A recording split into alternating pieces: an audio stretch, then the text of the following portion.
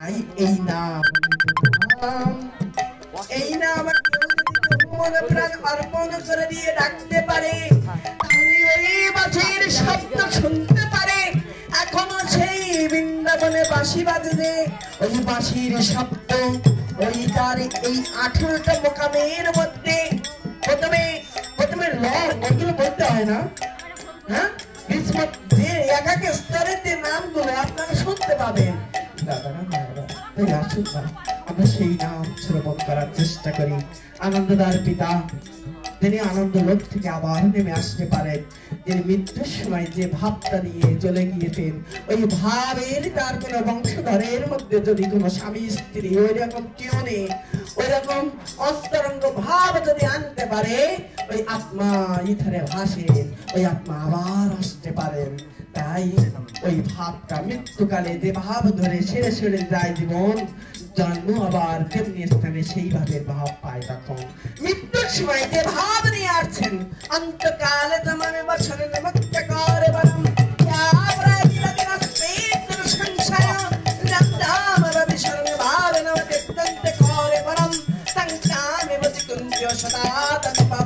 মৃত্যুর সময় আমার ভাবনা যে করে সে আমাকেই প্রাপ্ত হয়।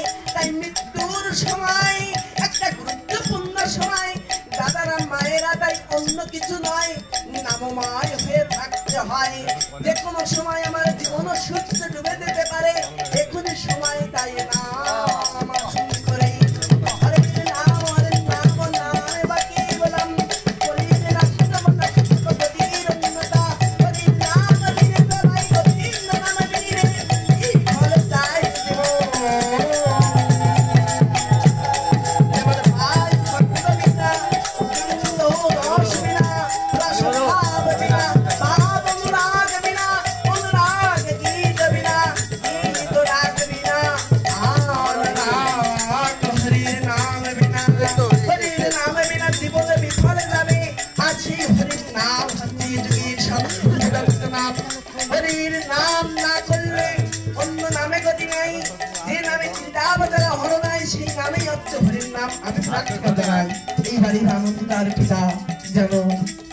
যদি আসে যেন ভক্তের আবার এসে তিনি আবার সাধন ভজন করতে পারেন।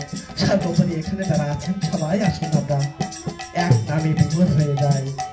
যে নামে নন্দের কানন বাজিয়েছিল মোহন বেনু, সেই রাধা রাধা নাম, আমরা সেই নাম কীর্তন করবো। আমি আমার আলোচনা দীর্ঘায়িত করবো না, ছিপে দান ছিপে বলবো আমরা এক সনাতনে হয়ে উঠি। আসুন আমরা সৎসঙ্গের ভিতরে অনেক গালাগালি হচ্ছে, সেটা যেন বন্ধ হয়। আমরা এক আমরা বাংলাদেশের আমাদের একটি প্রেক্ষিত, যে প্রেক্ষিতে ইউনিটি স্ট্যান্ড ডিভাইডেড ফল, আমাদের ইউনিটি প্রয়োজন। আমরা কাউকে ভেদাভেদ করবো না, আমাদের শক্তির প্রয়োজন। আমরা একতাবদ্ধ ভাবে যেন থাকি।